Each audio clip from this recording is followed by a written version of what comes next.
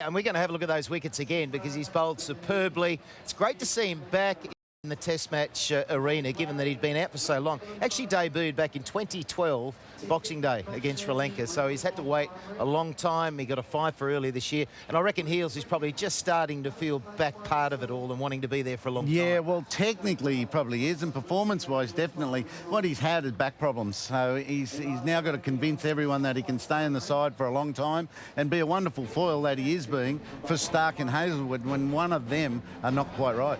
Well, you look at his stats so far, 26.24, excellent, good strike rate. He's got the 1-5 for, as we say, that was February at the start of the year against New Zealand over there.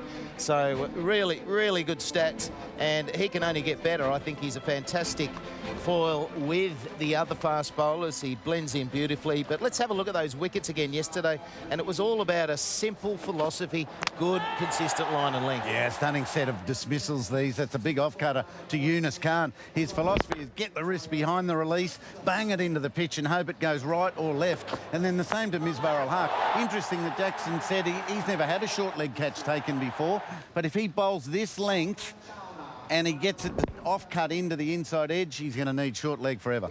It's the next one to Shafiq that I like. I'm going to try and freeze that.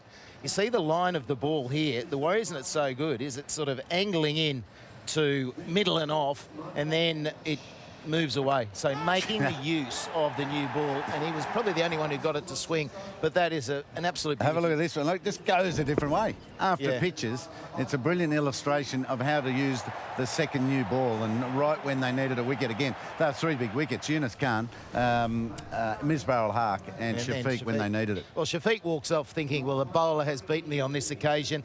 Again, to highlight just the simple nature in which he goes about his business, he's got to have the action to be able to provide this sort of gathering, but it really does push him into a zone of building up pressure on the batsman all the time. Oh, it certainly does. And you look at the full zone here.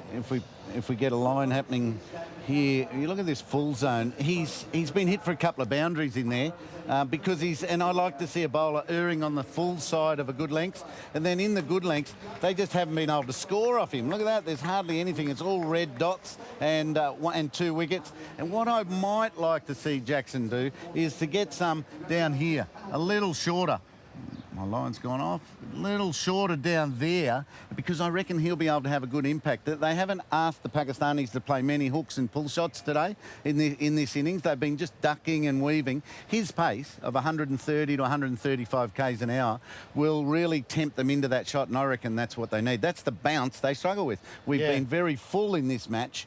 We could probably do a bit more down there. Yeah, it's interesting you say that, and also these sort of tram tracks we call it in that channel. Very economical. So outstanding bowling. He's going to keep getting better. I think that confidence is going to keep improving, Mark.